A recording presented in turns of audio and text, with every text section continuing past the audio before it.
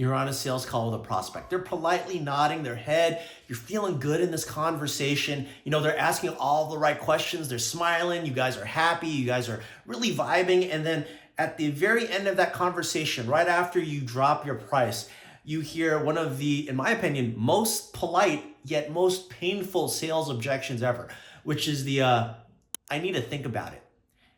And then at that point, you've lost them. They're gone. They've ghosted. You try to call up and follow up, you get nothing. You send them emails, you send them text messages, you've officially been ghosted.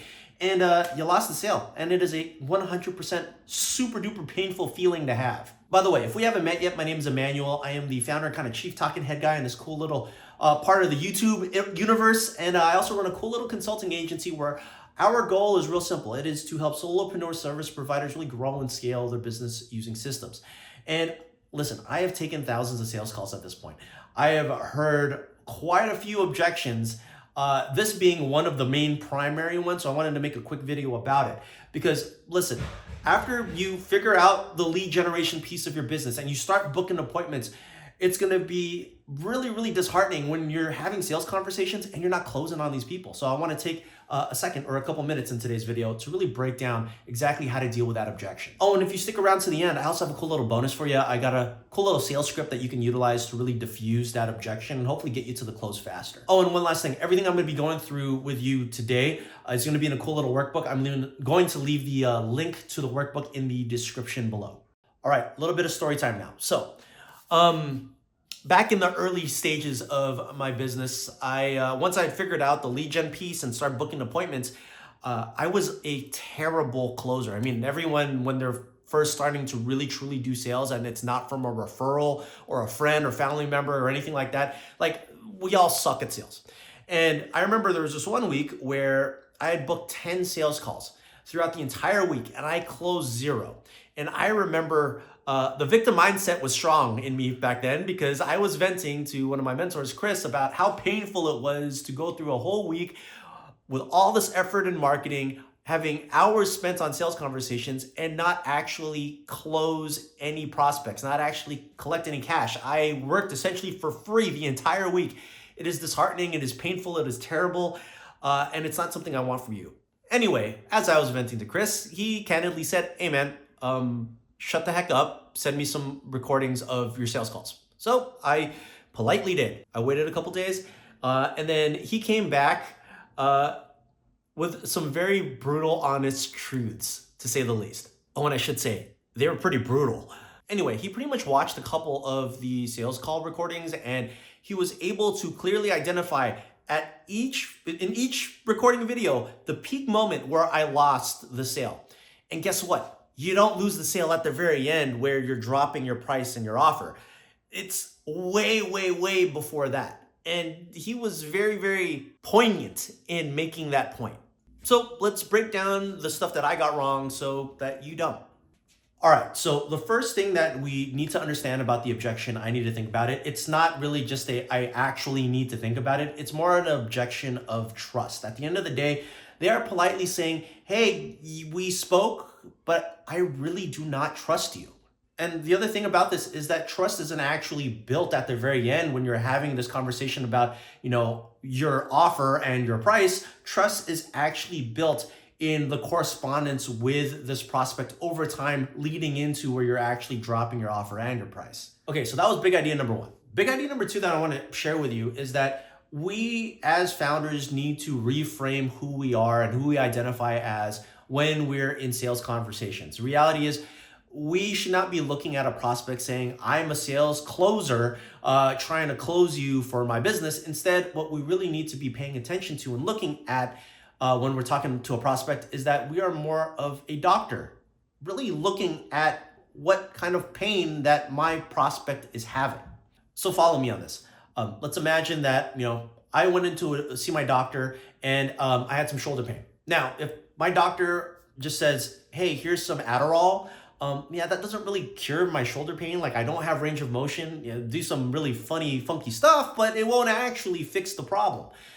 Now, a true doctor, what they would do, and essentially what we'd hope for whenever we do visit the doctor, is that they're going to ask us a bunch of questions. And in the process of asking a bunch of questions, They're going to properly understand the symptoms that we are facing, and then through that process, give us make a diagnosis and then prescribe a solution. Maybe that solution is more like a bunch of Advil as opposed to anything else. Trust is built through listening through the symptoms, understanding what the diagnosis is, and actually prescribing something useful. Now, let's look at this in the context of a sales call. All right. So rookies, what they typically do is they immediately prescribe something. They say, hey, what's your goal? And we'll put goal at the top here. And once we identify what their goal is, they're immediately just going to prescribe something. This is what I was doing. I was just immediately prescribing my solution to my prospects, realizing like that doesn't actually solve the problem. That's me prescribing Adderall instead of Advil. Now, I'll tell you right now, novice salespeople, what they typically do is they look at the goal and they use the goal as the anchor. And then from the goal, they'll ask a simple question: what have you tried? And when we ask that question, guess what happens? We're able to essentially create a gap between where they are now to where they want to be, right? And that gap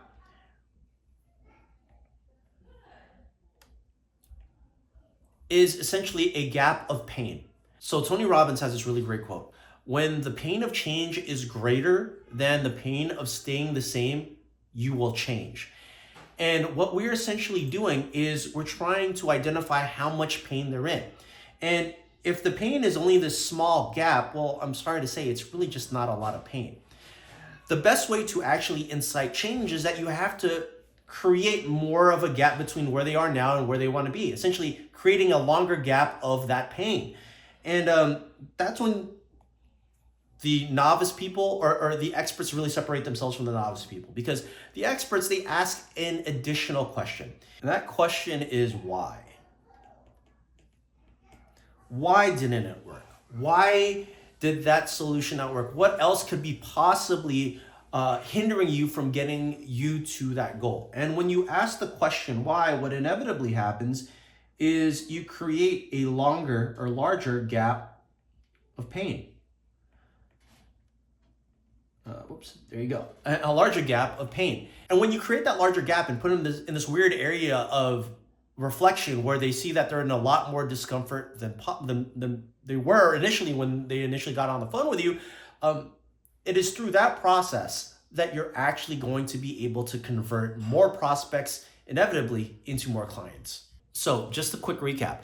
You have to understand the symptoms, diagnose, and prescribe the solution. In many cases, sometimes that solution is not actually working with you, but it builds trust. And when you're listening and spend more time listening than actually jabbering on and talking, it builds trust. And it is through that process of building trust that you will be more probable to creating the close, generating the close, getting the sale. Anyway, I mentioned that I got a cool little script for you that hopefully you'll be able to utilize in the event that you do get that weird and very awkward yet polite objection. I need to think about it. And that's what I want to show you here. So if you ever get the objection, I need to think about it, what you typically say is something like this. So when you say you need to think about it, are you really going to go home and sit back on a rocking chair and really make this decision? Probably not. You're probably going to look at your phone and then return whatever calls you might have missed, or maybe return any text messages that you might have missed, and then check your email and then check your social media. And then whatever, 3-5 days from now, a week from now, 2 weeks from now, a month from now, you're going to run into the exact same problem that you're going through, and you're going to realize, man, I should have made this decision. So what you actually don't need is more time. What you actually need is information. So let me help you with that. There's really 3 questions that we want to answer to really understand if this is the right fit, if this is the right move. Number 1, do you believe what I have as a service will actually work for you? Yeah, of course. Yeah, that makes sense. Do you like me or us? Like, do I give you a weird vibe? Yeah, no, you're fine. Last question, do you actually have the funds to invest into something like this? Yeah, I do. Okay. Then if that's the case, can we both agree that you need to make the most informed decision? Yeah, of course. Yeah, that makes sense. Well, how can you make a decision without actually trying it? And then at that point, I get into it in other videos, but it's always best to have a guarantee, because at the end of the day, a guarantee will more than likely diffuse more risk, create more trust, and hopefully, like I said earlier, lead to that close. Anyway, if you enjoyed this video here, make sure you check out this video right here, or is it right here? It's somewhere over here.